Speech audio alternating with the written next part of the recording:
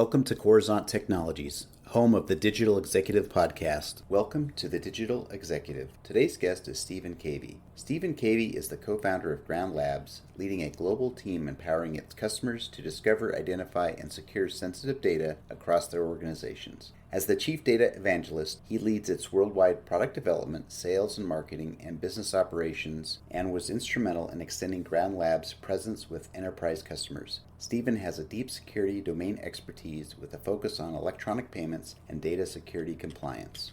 Well, good afternoon, Stephen. Welcome to the show. Hi, Brian. Thanks for the invitation. It's a real pleasure to be part of your show today.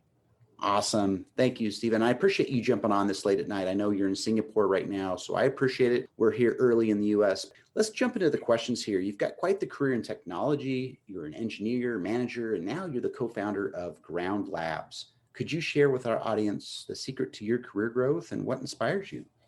Sure. Look, it certainly goes back a long way, more than 20 years now. I think if I look back a long time ago, look like a lot of people out there, when you're in your teens and early 20s, it's fair to say for a lot of us, you don't necessarily have all your plans clearly laid out. I certainly had no idea that I would end up being part of the electronic payments industry or what is now today called fintech. And that actually directly explains how I ended up growing my career in security. Back then, what I did want to do, or what I knew I wanted to do, was computing. I remember one of the head teachers in my schools, he was trying to assess where I wanted to go, and I wanted to do a particular course, and he wanted to validate that I was absolutely true about what I was asking for. And he had absolutely no doubt in his mind that I was really clear that whatever I was doing, it was something to do with computers. And in the mid-90s, early 90s, as probably a whole bunch of people on this listening to this podcast will know and appreciate, if you had an interest in computers, you were fairly unique. In fact, you were sought out by others that were interested in the same thing, and you bonded really easily. The internet wasn't mainstream during that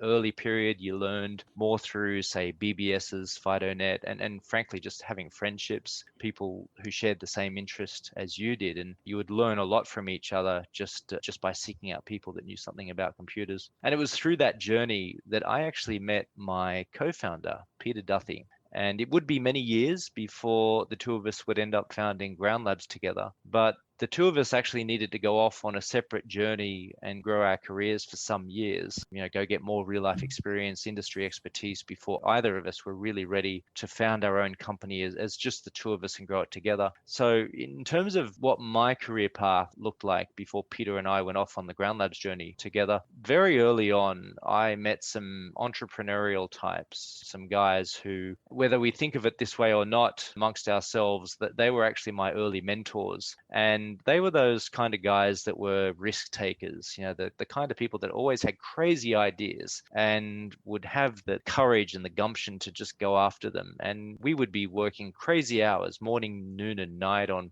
different ideas, different things. And, at that time, I was very young. And I just felt I needed to stay close to these guys and work with them and learn as much as I can from them. And in turn, through just being so dedicated and so loyal to supporting whatever they were doing, I was given substantially more responsibility and trust than someone in their late teens through early 20s that would normally be given. And so, I think that age-old wisdom, particularly when you're growing your career or looking to go start your own thing, surround yourself with people who inspire you. And ultimately, people who are going to drive you out of your comfort zone. That certainly played a huge part in my personal story of where I've ended up today, having gone through a career in payments and ultimately focusing on security, which through that experience and through that wisdom and knowledge created this awareness of what an industry problem that we ultimately solved in Ground Labs and turned into a global business. So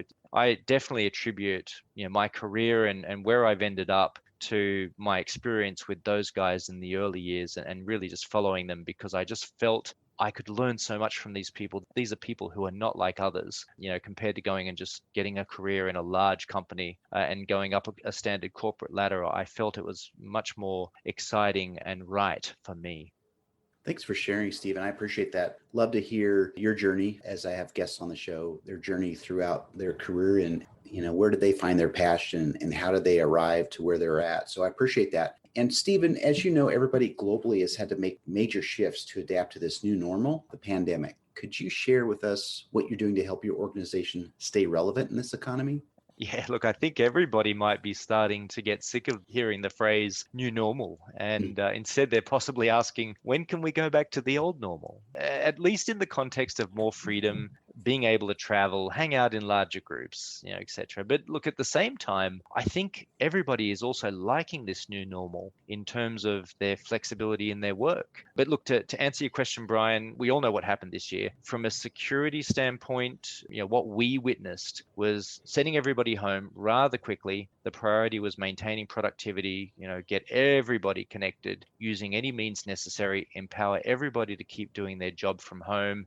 No one can fault that approach, right? You do what is necessary, frankly, to stay in business. And we had to fully consider the security ramifications, but unfortunately, a lot of companies didn't have time to fully consider the security ramifications of just sending such a large number of people home and expect them to continue doing their job as if they're in the office. And there were so many problems that company experienced, like getting VPN set up, two-factor authentication, or even just getting company-owned devices like a laptop in your employees' hands. That's something that was a real challenge for some companies because there wasn't stock to buy a new laptop from the major manufacturers and vendors. Some of them were quoting 30 or 45 days lead time. So the real challenge, in our view, that's been created by all of this is actually the sprawl of data. No longer is the majority of personal data handling occurring within the four walls of an office, within a corporate network that has all of the right controls in place to protect employee systems and protect customer data. All of that went out the door as soon as we sent everybody home using whatever means we could to keep them productive. And unfortunately, that included, in some scenarios, using personal PCs, personal devices to allow people to keep working while we were trying to procure them laptops or whatever. So there's all sorts of challenges that have come about. But the other factor is, for example, unreliable internet connections. What happens if you're not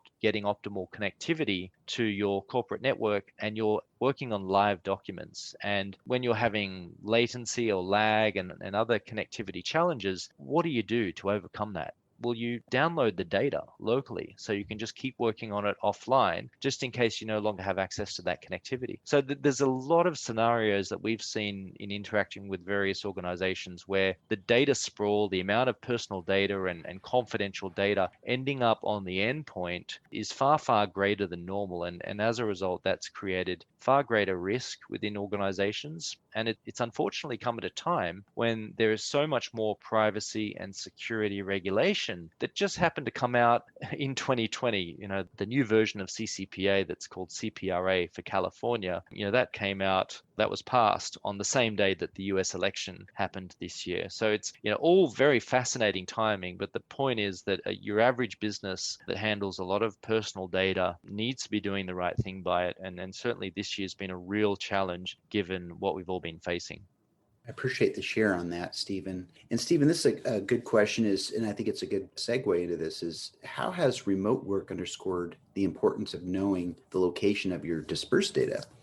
I touched on it before. Actually, the UN recently called out that there's now 132 countries that have security and privacy regulations. What a lot of businesses out there don't fully understand, rightly so, is that it's not necessarily where you are based as a business in the world that determines what security standards you must comply with. It's where your customers are located. If you're like on one side of the US and you have a large base of Californian customers, the Californian privacy law, the CCPA, which becomes the CPRA in the future, that's a standard you have to be worried about. Or a more clearer example is if you're a US based business and you have a large base of European customers, then the European GDPR, General Data Protection Regulation law, applies to you. This is not something that you can say, well, we're an American business, we don't have to worry about that. It's a European thing. If you're handling European data, you need to know where that European data is. And again, the remote work situation has only made that far more complex to deal with. This is something that a lot of organizations are coming to grips with. We're certainly seeing the rise of the chief data officer and the chief privacy officer in different organizations coming in just to really focus on this challenge and put some proper thought and strategy around it. Thank you. So, Stephen, what does successful data management strategy look like in today's virtual business environment? It's a really good follow-on question there, Brian, in terms of what I've just mentioned. I think bringing it back to basic principles, many would say security and privacy is an IT problem. But the fact is that security and privacy, it's not an IT problem, it's a business problem. It always has been a business problem. The ramifications of doing this wrong, unfortunately, are that the organization could suffer substantial fines or be opened up to considerable lawsuits, particularly civil lawsuits from individuals who they impact. Let's say you lost the data of 10,000 people. In our world, a data breach involving 10,000 individuals is a very small data breach, but the civil liability that would come from even just a portion of those people coming at you saying, well, you've impacted my life, I've suffered identity theft as a result of you losing my data, that could come at a significant cost. This is not an IT problem. This is absolutely a business problem. The CFO, the CEO today are far more interested in data security and data privacy than they ever have been. And the CISO, the Chief Information Security Officer in a medium or large organization, now has almost a direct line to the board in briefing them on the challenges that the business is facing and the risks that exist and how those risks are being dealt with. So in terms of what's the solution to all of these interesting challenges, again, back to basics, the first thing is you need to know where your data is. And to know where your data is, you need to get rid of all assumptions about what you previously knew concerning where the data was. Because if you go and ask each department, they will have a very clear statement about where they think the data is and what personal data is being handled. And unfortunately, that is generally speaking not always the case. Not because they're lying, not because they're hiding anything, just because there's so many more scenarios that they're completely unaware of in terms of data handling and where data is ending up. So understand where your data is, and then you can build a proper security strategy in terms of protecting that data. Don't use assumption, use evidence. And once you have that evidence to understand where all the risks are in the business, now you can start to embark on a process of securing that data going forward, and you'll be in a much better position to avoid suffering a data breach. Thank you, Stephen. I appreciate your take on that, and I do agree. The business needs to look at the protection of the data, and I agree there's a component that IT is involved. But you're right; this is owned by the business, and absolutely this needs to be addressed at that senior level. Okay, Stephen. Last question, and I really want to dive into this: is what should business leaders prioritize in 2021 to ensure business continuity and success in a virtual economy? 2020 accelerated digital transformation. There's absolutely no doubt about that. Look at businesses who said they were digital back at the start of this year. Clearly, many realized that they weren't. Sending people home overnight tests every process that you have. And it's the most extreme version of that testing. Things will either work or they won't. They'll break. And for many, unfortunately, it didn't go to plan. Sending everybody home, the business didn't continue working as well as it did the week before. And so a lot of things had to change very quickly. And as a result, you saw a lot of businesses making drastic changes almost overnight to get the business productive at the levels that it was previously, at the very least servicing its customers so that they didn't feel any impact from the fact that now most of the staff that you're dealing with and most of the staff behind with whatever product or service that you might be delivering, many of them are now at home. So I actually see a lot of good out of 2020. It's forced businesses to get digital really quickly. That means a lot of efficiency, a lot more better processes have come out, more efficiency in terms of how you've dealt with your clients.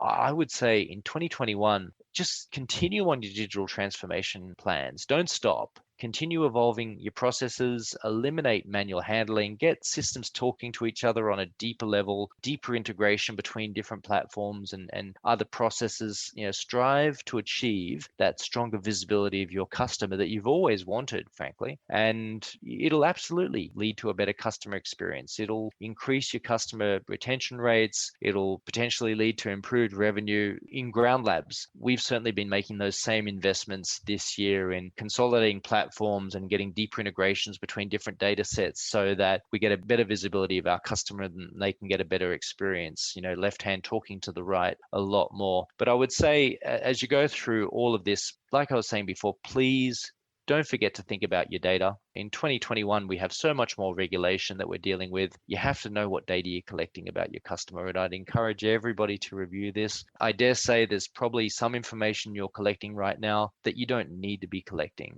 And if you don't need to be collecting particular aspects of someone's data in order to service them, then the best decision is actually not to collect it in the first place. In this new world that we live in, the more data you're collecting, the more risk you're taking on board. And I think that's going to be a dramatic shift that we see in the business environment going forward. Companies are going to be a lot more aware of what data they're collecting about individuals and have a real business justified reason to be collecting it, and then making sure that they know where it is and that they're securing it appropriately. That's definitely going to be the theme going forward.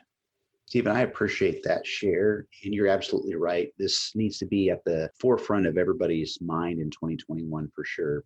So, Stephen, I just want to let you know it was a pleasure having you on the show today, and I look forward to speaking with you real soon. Thank you, Brian. It was a great chat. I really enjoyed it. I hope to chat to you again in the future. Thank you. Bye for now.